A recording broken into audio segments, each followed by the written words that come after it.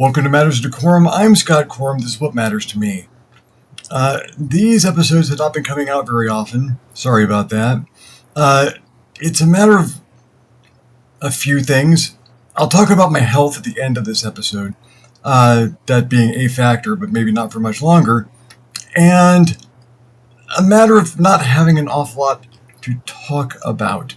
I don't want to have just a constant stream of what random projects come across my desk and what health issues I've got to deal with from day to day, which is what this would turn into if I just tried to produce information every week, because there's not a lot of that coming in. Fortunately, something new has come up. This is not going to be a complete review of a game by any stretch of the imagination. This is my thoughts, and I'll explain why that is as I go on. I have been playing in a game, which is wonderful. Normally I'm a forever GM.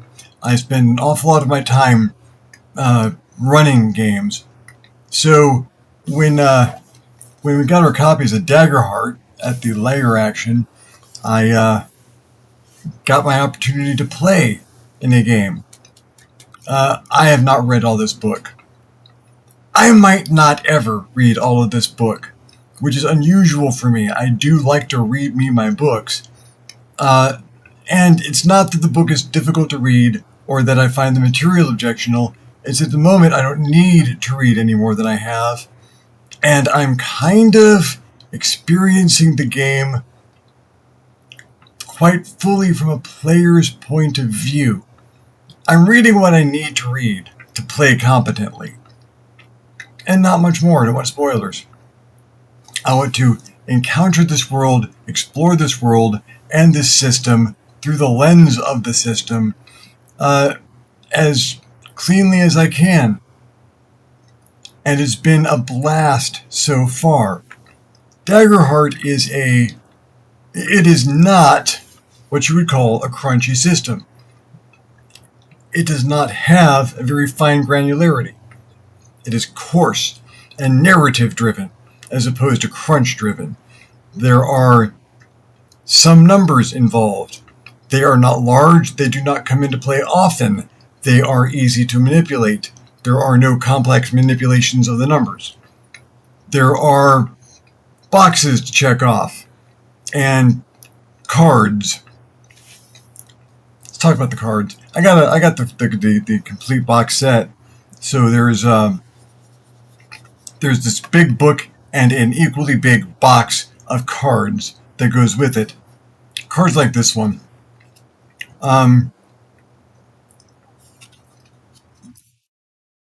Your character in Daggerheart is one of a number of archetypes.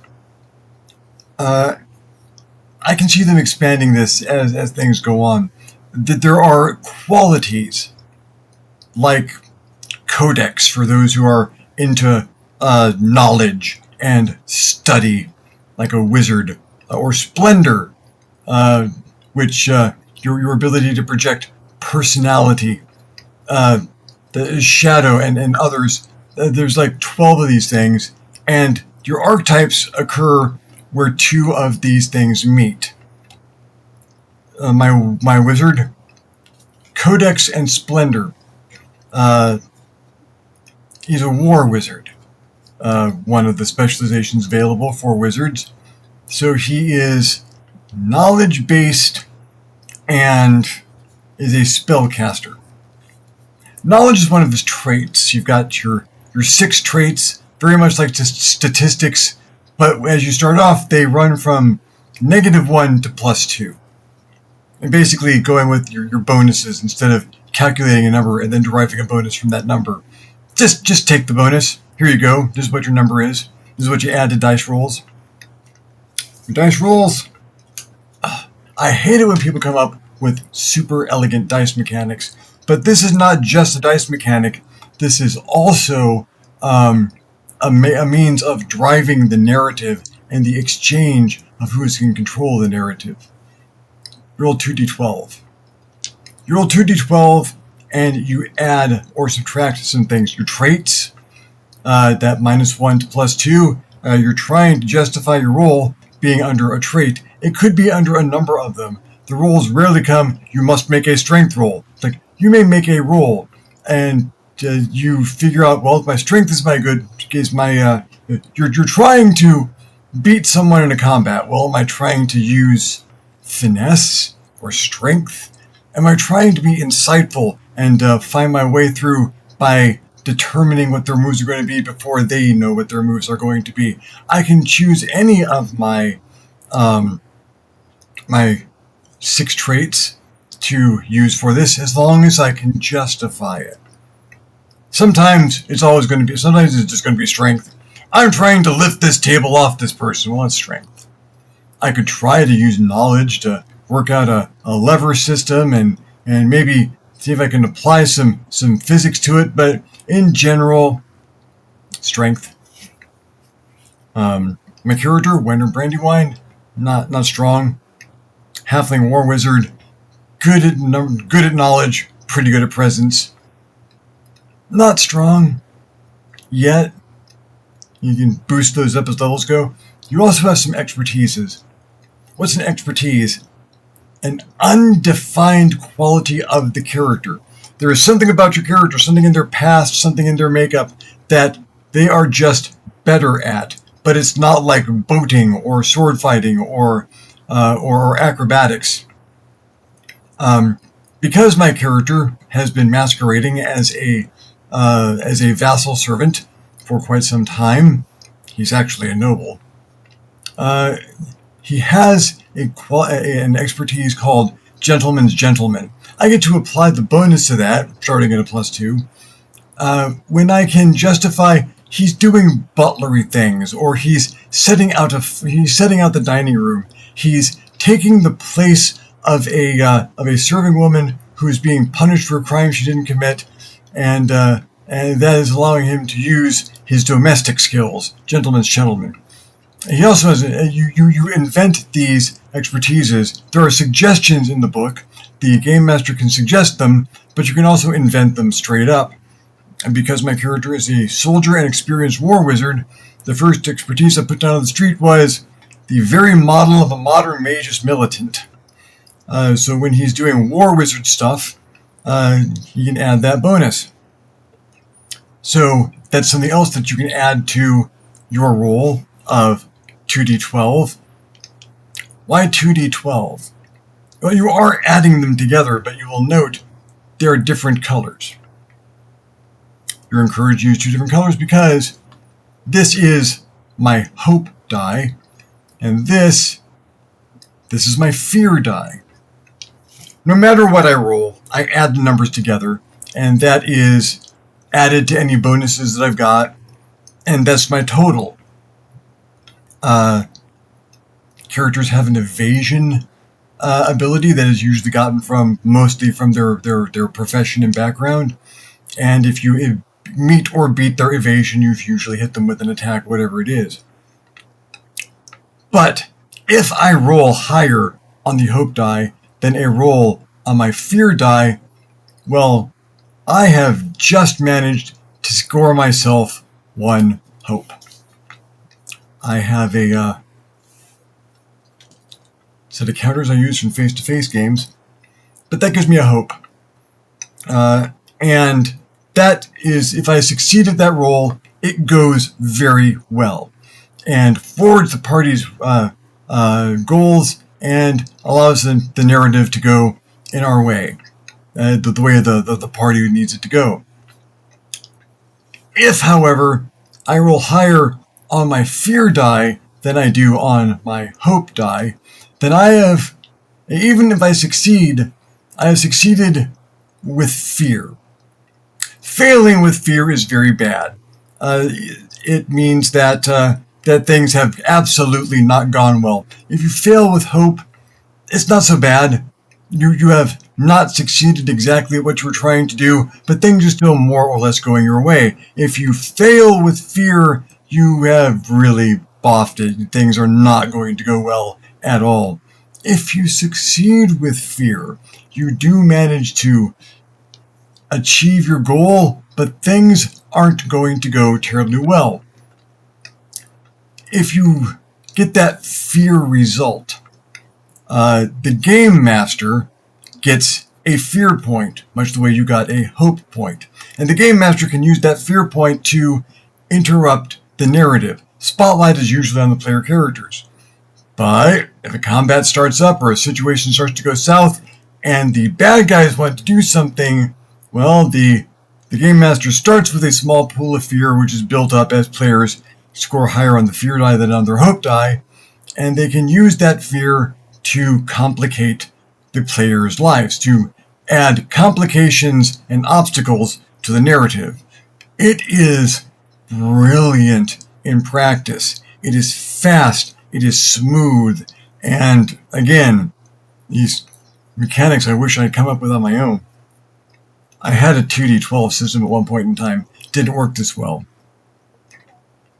If you roll the same number on your hope die as on your fear die, congratulations, that is a critical success. Even if the total would not be a success on your roll, you have succeeded. It is a critical success. Boom. Awesome.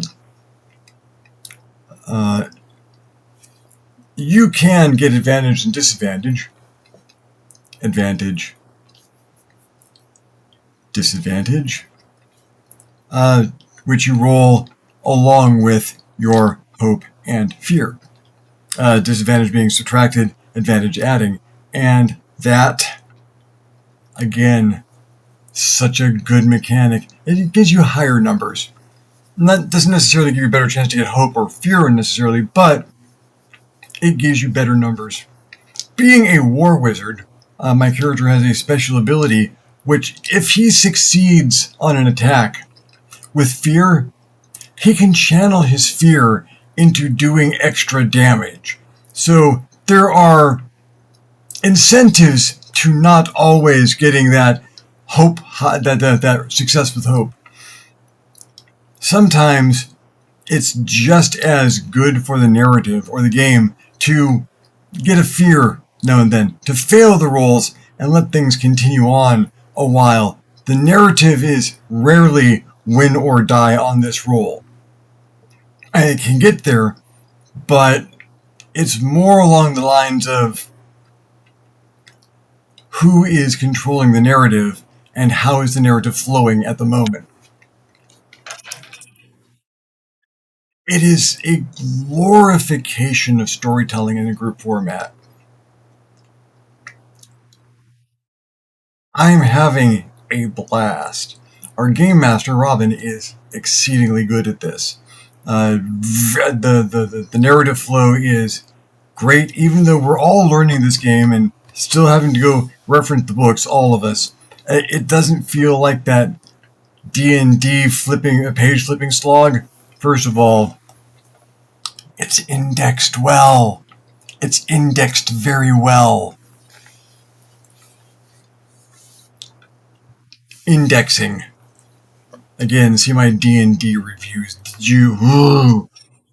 This game is indexed very well. Finding information, not difficult.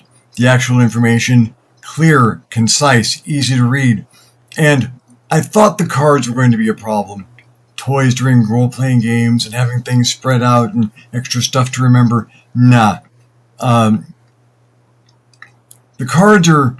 You've got a card for your background, your card for your class and profession. As you go up in ranks and levels and whatnot, you can get more cards for your profession to get your additional abilities on it. And you keep drawing cards from your decks. Every domain, Codex and Splendor and Shadow and all of those have their own decks. And those decks are lists of abilities that you can have. So I go up a level, I get to pick a new card from that level or lower with new spells or a new ability or some new thing my character can do. And now I've got these that I can flip through. As a situation comes up, what do I have that can work for this? Nothing? Okay, I'll make it up as I go along. I usually have something. The abilities are kind of general and are couched more in what they do to the narrative. There are very few straight up, this is an attack that you can do. There are effects that go with it. You can create an ice dagger. You create a door that one person can go through from here to someplace in the far distance. You touch someone and send them to someone in melee range, and with a bit of damage, send them to far range. My power push, or my get over there ability, as I like to call it. And there are hundreds of cards. There are so many of these abilities. I could play the same character type again. I could play the same character type with the same background again and have an entirely different set of abilities. Or I could play a character from a different archetype and have an all-new set of abilities to choose from. It's all on the cards. The back of this book has a complete listing of all the cards with the information on them. So you can use that listing to play your character. It is easier to have the cards. I've got to address a problem I have with the game. Because it's, you got to have the good with the bad. And that's the character sheet. The front page of the character sheet is most of the information you need and a lot of coaching and hints for how to do things. Your definitions and fill this in here, or if this happens, mark this. There's a bit of that on there. Not quite enough. There's so much extra information there that some things which I would have thought were key to the character are kind of left for you to assume, or you've learned how to do it someplace else and now you're just making the marks. The first page is problematic that way, but you can keep track of your character with it. Room for your traits and your expertises and a few extra abilities to keep track of your hit points. On top of hit points, you've got stress, which you can develop from casting spells or psychological stress or trauma, which you have to vent as well as getting hit points back. All of that's there. There's no space for a character sketch on the character sheet for page 1 or page 2, which is not ideal. I've made do because I'm often online with this game. I have kind of found ways to present my information and back it up for myself. It's nice to be able to look up and see this stuff on the screen. There's Winter. Hey, Winter Brandywine, Battle Mage. You guys got a cyber arm because cyber arms are cool. And obviously you can have up to 6 hope during a game, so I've found ways to add in my hope as I build it up. And of course, because you like to be fair with what information you're playing with, you got cards. This is from today's session, actually. It's about so this is what I look like online when I'm playing. Marking hope on and off as I spend it or get it back. You spend hope to cast certain spells. You spend hope to use one of your expertises. You can spend hope to activate certain powers, to do team attacks or maneuvers with other party members. It's super useful. Again, narrative tool. The second page of the character sheet is how to go up in levels and a few questions for placing your characters socially in their society and in the party, and not much else. It would be nice to have a place to list my cards on my character sheet. In fact, that would almost be essential. As it is, I've got to keep these cards that represent my abilities Not only do I have them up on screen, but I have them sequestered from the rest of the box set so that I can play winner when I need to. I just pull out these cards, and that's more than half the character sheet. I'd like to just have a section where I can write down my cards and some notes on what they do, and have that on my character sheet, so I don't necessarily need to shuffle all the cards. Or if I put these cards back into the box, I can reference my character sheet to see which ones I need to pull out again. I would have thought that was a slam dunk. Of course, we'll put that in the character sheet. And no, there's absolutely no space whatsoever for doing anything like that. There's next to no space for equipment. There is a fairly extensive equipment list that you get. You get some equipment, and there's equipment that you can pick up as you go, and there's dick all for space for writing it down on your character sheet, which is an issue. Gold is handled in a more narrative way. You have handfuls of gold. Once you've got a certain number of handfuls of gold, you've got piles of gold, and costs come in. Yeah, I gotta take some gold for that, or there's going to be a lot of gold for that. And you just mark off what handfuls of gold you have passed over or acquired as a result of a night of gambling, or you get paid for your day, and here's a handful of gold. It could be a little crunchier there, but again, it's not slowing down the narrative, and it's really all about keeping the narrative moving at a rational speed. I feel very crowded at the moment, and yeah, let's clear some space for Scott to not have to talk around cards and balls. And there.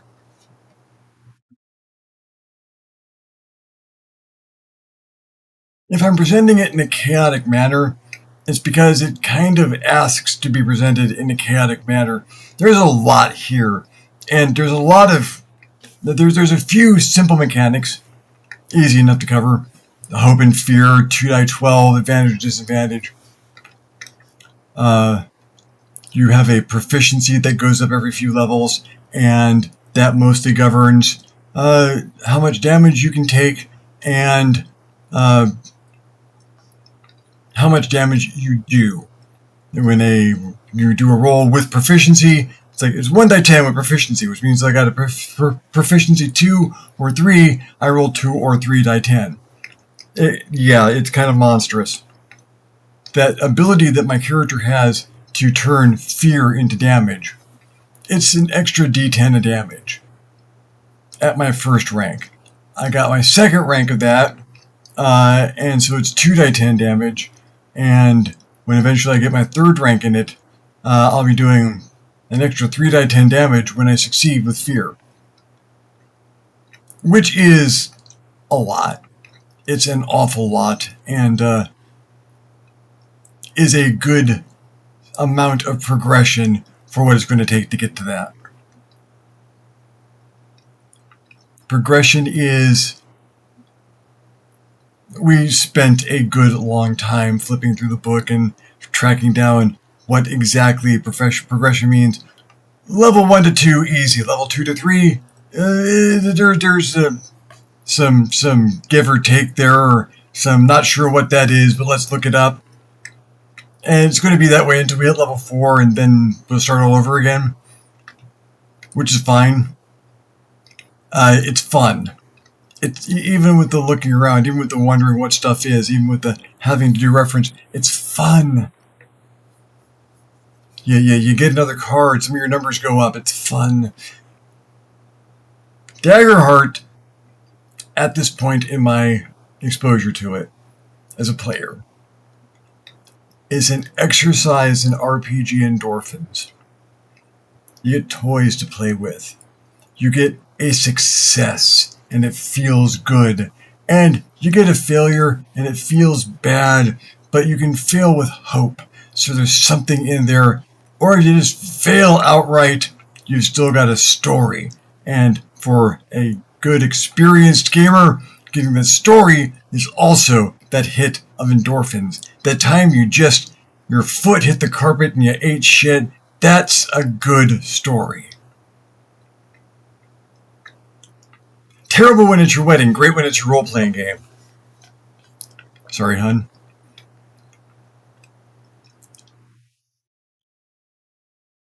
I could look at it through a more negative lens if I chose to. It lends itself to a little bit of that kind of analysis. Is it pandering? Is it engaging in tropes that maybe are best left not in a role-playing game? Is it a little bit too fluffy and all over the place? And no, I'm not saying it's none of those things. I'm saying I'm choosing not to look at it through that lens for a very important reason. Because when I approach it openly and with a curious mind, it's fun as hell, yo. This game is the bomb. It is some of the most fun I've had at a narrative-driven exercise. I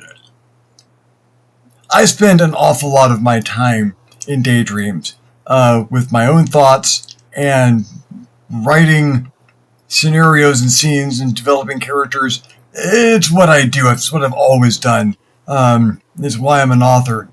And when I have, in a day where I have played a session of Daggerheart with my friends in the lair action, it's not my daydreams I go back to at the end of the night to go to sleep. It's these characters. It's thinking about Battle Mage Winter Brandywine, Duke of Tavris. It's thinking about their stories and how the events that we covered in that day played through, what it would have looked like, what those interactions are like, what are my next interactions coming up, are there any speeches I want to write, are there any dialogue I want to process ahead of time, see if I can sound like I know what I'm doing when we get there. It's a good game. It is a great narrative tool. And I can see it's probably not for everyone. If you really love your crunch and simulation in games, you're not going to find it in Daggerheart. That's not what it's for. That's not what this format is. If you like your narrative, if you like the story, if you like the story after the game as much as the game, and that's kind of where I live most of my life, this is a perfectly good tool for getting to those stories.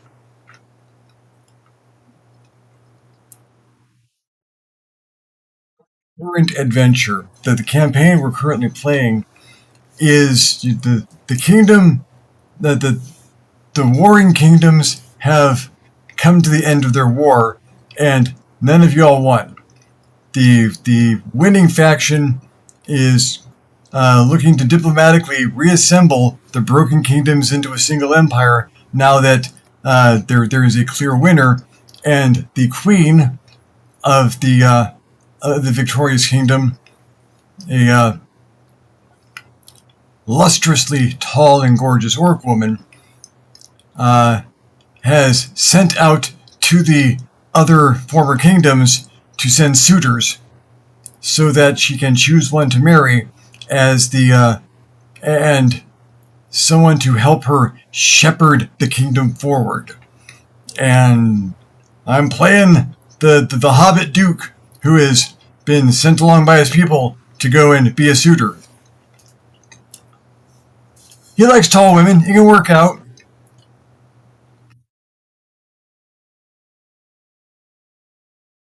We were told only that there were going to be a series of contests. And we've met the other suitors, and there's this variety of them. and they're all interesting and dangerous, and they all have their fully laid out abilities and their personalities. Robin's doing such an amazing job juggling a huge cast for this campaign, and we spent at least an hour or so storytelling, going through a combat in that contest today. It was a food fight. It was a food fight in the grand hall of the castle for the pleasure of the queen and her young son. It was mostly for the kid, but she seemed to enjoy it too. And we all got in there with our retinues, and they called go, and we had a hell of a time fighting a food fight.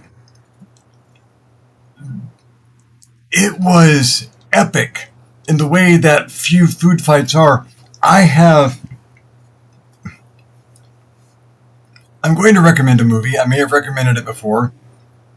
It is the movie with the largest, I believe, the largest pie fight in cinema history. It's a movie called The Great Race with Tony Curtis and Jack Lemmon and Natalie Wood, Peter Falk. Absolutely hilarious period comedy. And I have always wanted, this has been my favorite movie, one of my favorite movies, for a very long time, since I was a very young kid. And capturing the chaos and majesty of that huge cinematic pie fight, bigger than the pie fight in Blazing Saddles. I mean, it's huge. And capturing that has always been a goal of mine in a role-playing game. I've had a few pie fights, not many, not as many as I would have liked. But holy crap, we had it today. And it was glorious and spectacular. And man, if you, there are people it is safe to invite to a food fight. And hobbits aren't any of those. Hobbits are your worst nightmare in a pie fight, and I absolutely played the Hobbit nightmare in the middle of a food fight, and it was glorious. And at the end of it, I was tired. I felt dirty in all the best possible ways.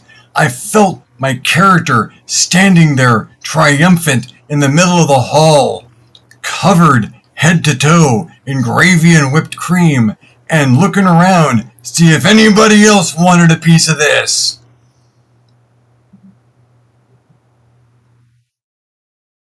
And the endorphins are still kind of flowing. Maybe you can tell. The brilliance and majesty of the pie fight is a testament to Robin's running the game and Candace Walker and me playing the hell out of it. But the game did nothing, not one thing, to impede our enjoyment of that pie fight. It facilitated the narrative that allowed the pie fight to happen, and it gave us straight up rewards and punishments for how we performed during that pie fight.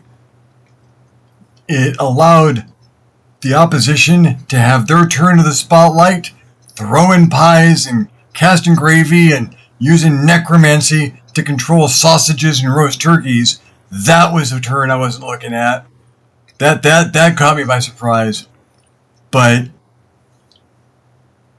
it came back to the players, and we all had our actions ready to go, and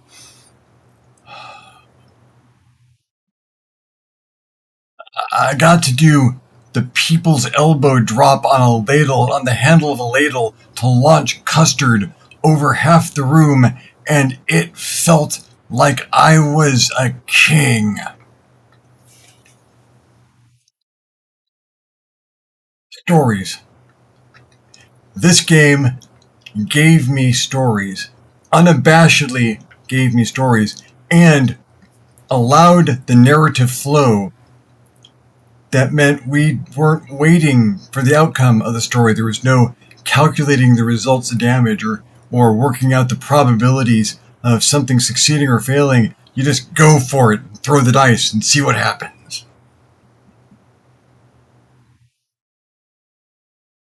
If I get requests for a more in-depth review of Daggerheart, I will certainly do one. If you'd like to know more about the game, I can recommend, if you are a narrative gamer or you would like to engage in wholehearted narrative gaming, you might want to pick up Daggerheart. If you got a group that will go with that, yeah, it's absolutely worth your try. If you would like more information from me on it, ask for it. I'll be happy to do more episodes like this. Again, I might run some Daggerheart at conventions eventually, in which case I will be reading more of this book and getting more deeply into mechanics. There's not that much more in the way of mechanics. Most of it's lore. Lore and gorgeous art. Gorgeous art. Gorgeous, evocative, proper art for a role-playing game. Thank you. So, TLDR, Daggerheart, thumbs up, yes, highly recommend, specifically if you are interested in narrative gaming. If you're interested in something that is more narrative than crunch, you're not going to find a lot of crunch here, that's fine. Crunch doesn't belong every place. It has its place in a lot of systems, and I love me my crunch, but man, this has been uplifting. So I was going to tell you a little bit about my health at the end of the episode. As many of you may or may not know, I am currently on dialysis. 3 days a week, I go to a clinic by my house. I roll there in my wheelchair, actually. It's kind of fun. It means I get out and touch grass, as it were. The clinic's only 2 blocks away. I found a good one. I go to the clinic 3 days a week, Monday, Wednesday, Friday, in the morning, and sit in a recliner, and they clean my blood for me. It takes 3 hours or so, and it involves needles in a way that is... I'm a cancer survivor. Needles are not really a problem for me anymore. Not the most pleasant thing in the world, but far from the least, and way better than the alternative when it comes to this. And I am on dialysis because I have late-stage kidney disease. It runs in my family. My dad had it, and he was on dialysis. Andrew, unfortunately, has it, but he is a long ways away from being as bad as me, and we caught it early enough with him that if we are careful with our renal diet, he's not looking at having it anywhere near as bad as me. Fingers crossed. But when you reach the point where you need to go on dialysis, you have the option of going on the transplant list, so that if a kidney with your tissue type becomes available, you can get a new kidney and no longer have to be on dialysis. I have not been on the transplant list for the longest time. I started dialysis in October of 2023, and have not been on the transplant list because surgery that I had in March of 2023 meant I had to be on very serious blood thinners for about a year. I've just had a consult with my cardiologist. I no longer need to be on those blood thinners, and so I can now officially go on the transplant list.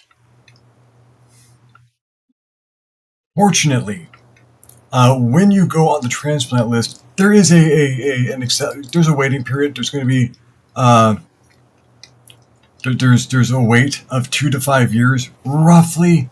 It's not an exact number nor an exact time, but it doesn't start from when you go on the list.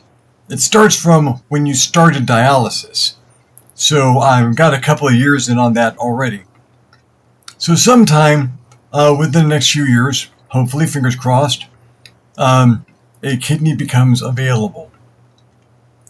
They usually ask if there is anyone in the family who might have a close enough tissue match to you that they could donate a kidney. And there really isn't anyone. The only person in my family who might be a match is my son, and he already has kidney disease, so they wouldn't be using one of his kidneys in any case. So it is going to be the result of some kind soul who signed their donor card. But I will be, at some point in time, free from the process of dialysis and able to get out and about, go places, do things with a lot more freedom. Being tethered to the clinic isn't the most horrible thing. It seems like a little thing, 3 days a week, 3 hours a day. But it does make trips, travel, long engagements and doing things kind of impossible. It'll be nice to be able to go someplace and do something. A convention someplace, maybe that'd be fun. But that's where things are at. I got a couple of surgeries coming up. Kidneys aren't working, but they're still giving me kidney stones.